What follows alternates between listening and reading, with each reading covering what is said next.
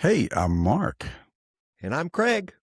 and this is Songwriters Tales, back with another super exciting artist spotlight. Craig, let's talk about today's special guests. You got it, Mark. We've got a couple out of Nashville, and they go by Jenn and Jay Kyle. And I met them, about a year ago or so, through producing a demo for a Nashville publisher. And Kyle did the vocal for me, and he's amazing. They are both amazing. You and I have both heard their productions, so they're gonna be on our show, and they're gonna tell us all about their journey and where they're headed today. Love it. Let's do it.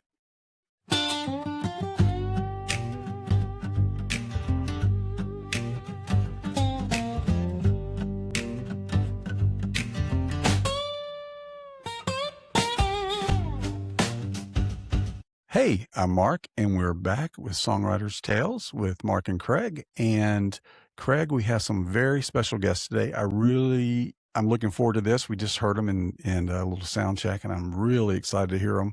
But I'm going to let you kind of do the introduction. So kind of tell us how you met them, and let's go. Yes, sir. Hi, guys. Good to see you. Hello. You are coming to us live right now, but of course, people are watching it recorded from Nashville, just in Hendersonville area. This is Jenn and Jay Kyle, and I'm going to do a quick. You can figure out which one Jenn is, and Jay Kyle, I'm sure it's easy enough. There you go. But what I'm going to do is give a very brief introduction about how I came to know you, and that is about a year ago. You were introduced to me, Jay Kyle, through a good friend of ours, Jeff Gilman, here in Georgia.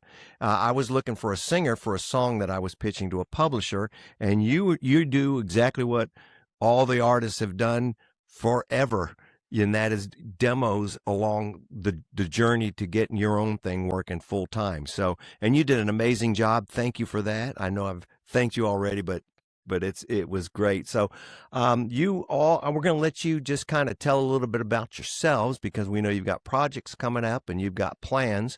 And so we're just going to turn it over to you right now. Heck Well, yeah. well, Hello, everyone. hello. If I can say thank you guys for having us. Yeah, You thanks, bet. guys. Thank you for coming. It's a pleasure to have you. Oh, Absolutely, it's a pleasure to be here. Just wanted to make sure we acknowledge that. That's Thank you. this is Thank you. this is really cool. Mm-hmm.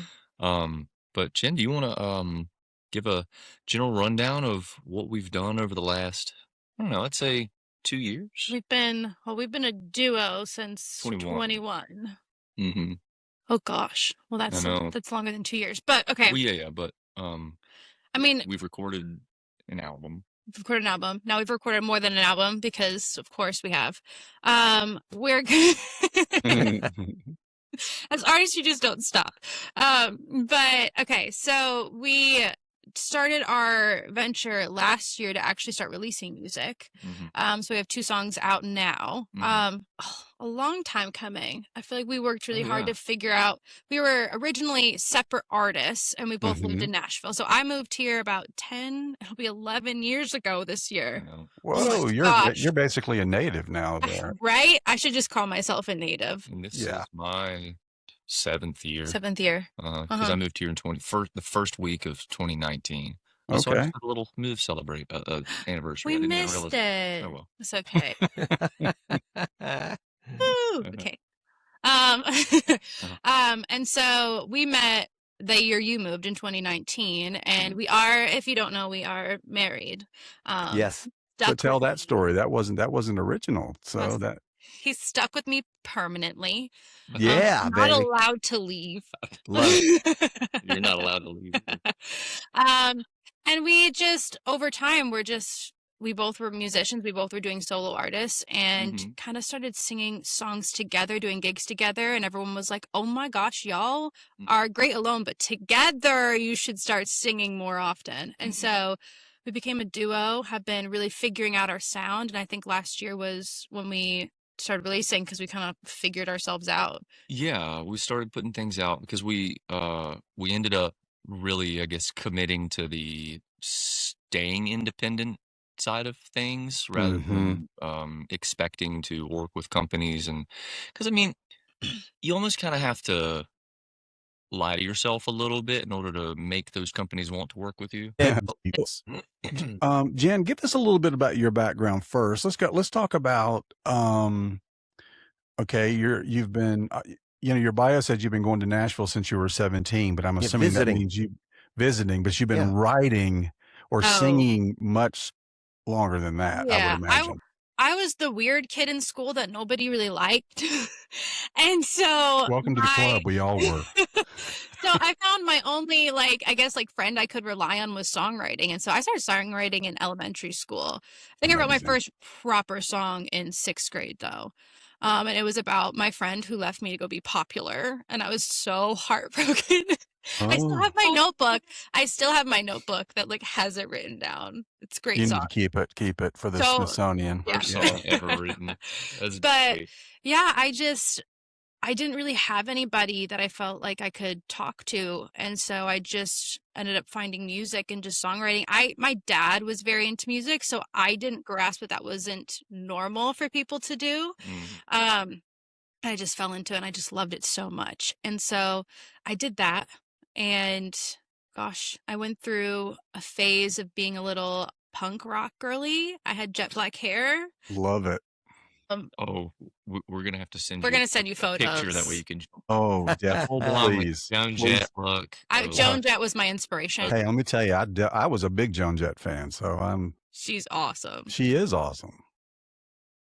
What's on my shirt? I have a shirt with her face on it. Is it the one? Yeah, it's the very Joan Jett photo. Okay, but there's this one photo of her with a purple, just decked out, Paul Reed Smith, beautiful instrument. She's got this jet black hair. She's bright pink and yellow or something like that. Or is it the background? That's correct.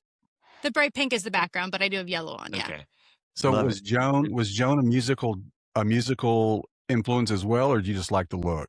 Oh, I mean, both. I was raised on 80s hairband music. And so any rock and roll in that kind of era, that's what I was raised on. And so I loved that. I love you already. I love that. It's my parents' fault. They just have my daughters will tell you the same thing about me. They listen to Def Leppard because I listen to it. So that's so funny. Yeah. Heck yeah. I have my question is where it says that you were visiting Nashville at a young age. I'm trying to remember what year were you 17 since she was 17? I was 17. Yeah, visit. So what does that mean you were visiting Nashville? Did you just come down here on a bus by yourself or did you have relatives down here? What was that? Yeah, I came down here I would travel. I was working with an artist development company at the time. Very good. And so I ended up traveling with my mom once a month. We would fly in, we would stay with my aunt and uncle that live in Brentwood. And I would just come here. I would be taught how to songwrite, be taught how to perform. I was getting vocal lessons, all of that jazz. It was so fun. Such a great experience for me. I ended up working with a stylist who taught me a lot about clothing and I don't know. It was a very great experience. They're like, this is your college, but for the music industry. Yeah, man. I just absorbed so much information there. So I did that for about a year. And then I ended up getting signed with a label, Loud and Proud Records after that. But then they ended up going bankrupt. So that did. Welcome to the music business. Yeah. Shortly after that, I met you. So yeah, I think they ended up going bankrupt. And then that was the end of 2018, 2019, I met you. Yeah. Okay. Yeah. And so let's move over to you, Jake Heil. And tell us, you're from sort of our neck of the woods, I think. Yeah. Is where. Yeah, pretty close to you. Yeah. Yeah. A little, I guess, slightly southeast of you. If you're in Alpharetta, is that right? I am. Yeah. Loganville. Yeah, you're out there past Snellville and all that. Then. Yeah. Okay. Technically, specifically between, but Yeah. Right. You blink, you miss it. That's right. Yeah. Still country out there, though. For now. Yeah, I know. Hoping to hang on to it a little longer, but because the family's still out that way. But yeah, I don't know, man. I kind of feel like my mother has said that I came out of the womb singing Winnie the Pooh, so I love Pooh Bear, but specifically that song. So I came out singing, I guess. I don't know. Yeah. mom was a singer, dad's a singer. They used to write songs independently. They would write together. So I've always kind of been around it. And I don't think it was for my 15th birthday. I just think it was around my 15th birthday. Dad got Pro Tools, Oh, wow. LE or something like that. So I had Pro Tools, and I was learning that I could record some whatever song I was writing, and then go and manipulate the audio. And I was kind of figuring that out, and I got hooked. That's exciting. Loved the production. I loved everything about it. But so I was kind of self-taught with all of that sort of stuff. I liked the idea of writing songs and producing songs and then just putting them out and trying to figure that out. It wasn't until I then finally got my act together and then moved up here to down up north to Nashville. You got this. Yeah, I know. And then I learned that I know nothing, but I know enough to have conversations about it. Absolutely. So that's about it. Well, you sent your material. You sent some tunes to me a while back, and I think you had told me something about the production. You said, yeah, the production's a little different, and I did notice that. And that's something that we don't see very often, Mark, is we don't see artists that, they're concentrating on their songwriting and their performance and their social media and all that stuff, which you have to do. But it's rare that you see an artist jump in there and, turn the knobs and geek out on the production. Yeah. And actually doing it differently, not just to get it. I am too. I love that. And I think it's very convenient for me as well. Well, yeah, yes, you got a built-in studio engineer and singer and a partner and everything else. But I feel like it adds to the creativity a lot as well. It does. It really does. And, with the proliferation of YouTube and all that, there are all these people the same age as yourself, and I watch them and produce a song with me today. And I'm fascinated by not only how good they are musically and singers and players, but how creative they are as producers. And which is what you've been doing, which is what stuck out. That's so cool to me. And with the technology that we have today, the sky's the limit. You don't need, I think you were saying that you had a deal for a while and the label went under. Labels are going to come and go, but as long as technology is around, you don't need labels anymore. I mean, and with social media so prominent, I mean, we've talked to a lot of people in the industry and they're like, don't even bother with a label anymore. You can do it yourself and you get more power. You don't have someone controlling you. Everyone's talks about doing it independent. I think that makes I think you're lucky to be here at this time. And because, the labels used to control everything, and now they're desperately grasping to hang on to what they have.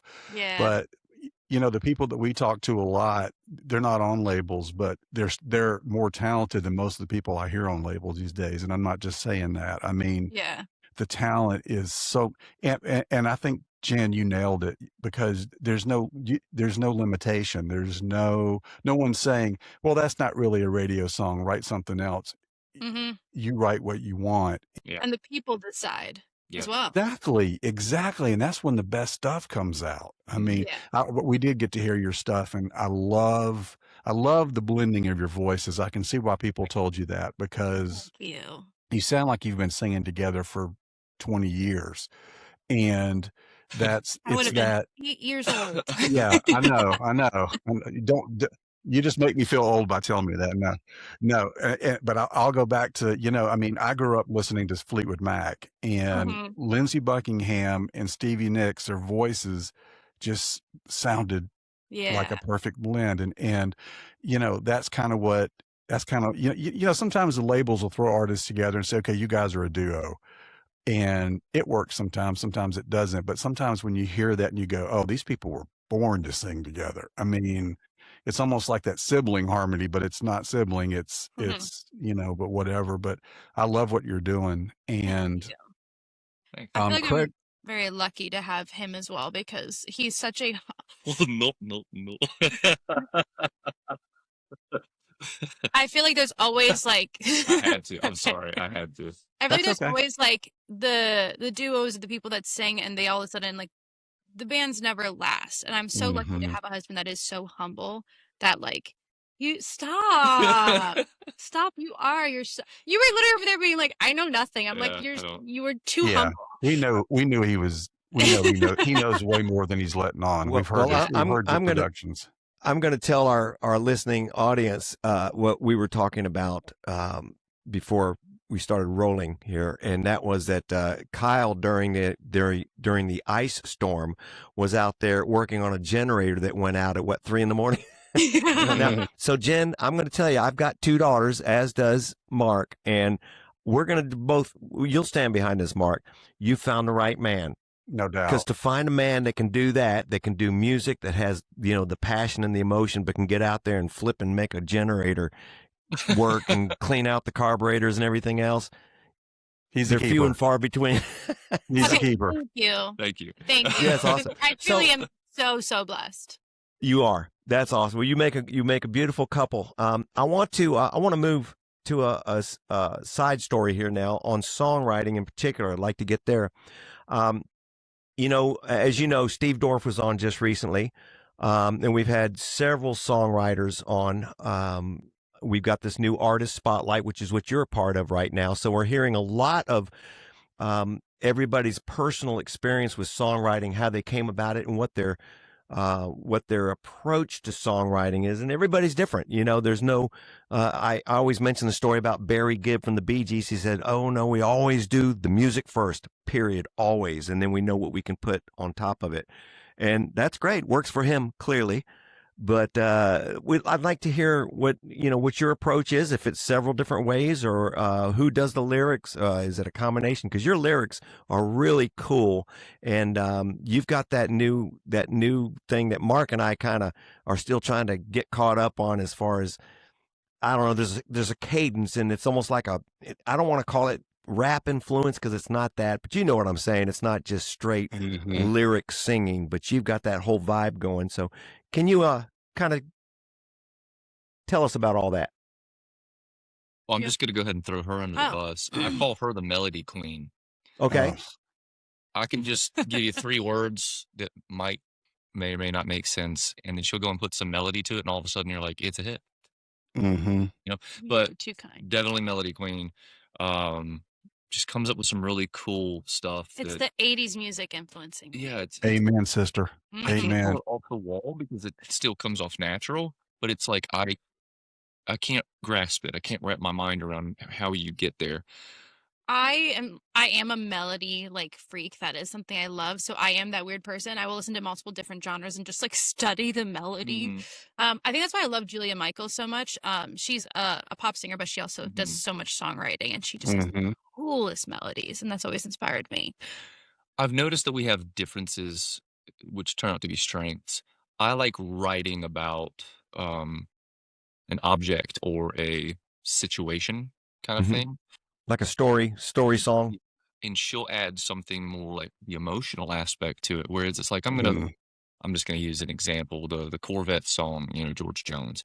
He's talking about the car at first, whatever, but then all of a sudden the second verse rolls in, and all of a sudden it's like, oh, there's the guy behind the counter is actually kind of being a guy and looking at the woman, it's like, oh, that's kind of weird. I don't think that way. She puts the emotion into it. Super humanizes You're sweet. the relative content. Well, I think that's so important. I think that's where the great stuff comes from, because it's the story aspect, but it's, the emotion that everybody connects to. Yeah. So I totally think that's a magic combination, actually. If you're both strong in different areas, that's even better. And I think it is cool because we both grew up different musically, and just the backgrounds of what we listened to coming together, we both had different styles. So I think really meshing it together has just made it something fun and different. And then we've also been so blessed. God has blessed us to write with just some incredible songwriters who have been able to teach us as well. Yeah. Very lucky. A song that y'all will be hearing is called 8x10. We wrote that with Doug Johnson, and he has so much knowledge. We know Doug. We know Doug. Doug's such a great guy. Yeah. Great guy. Yeah. He's a very talented individual. And he is that. How did you meet Doug? We were working with a production company that actually set us up with songwriting sessions with him. So that's how we met him. Yeah. Yeah. Well, actually, Doug. we met him before, but that's how we got writing with him.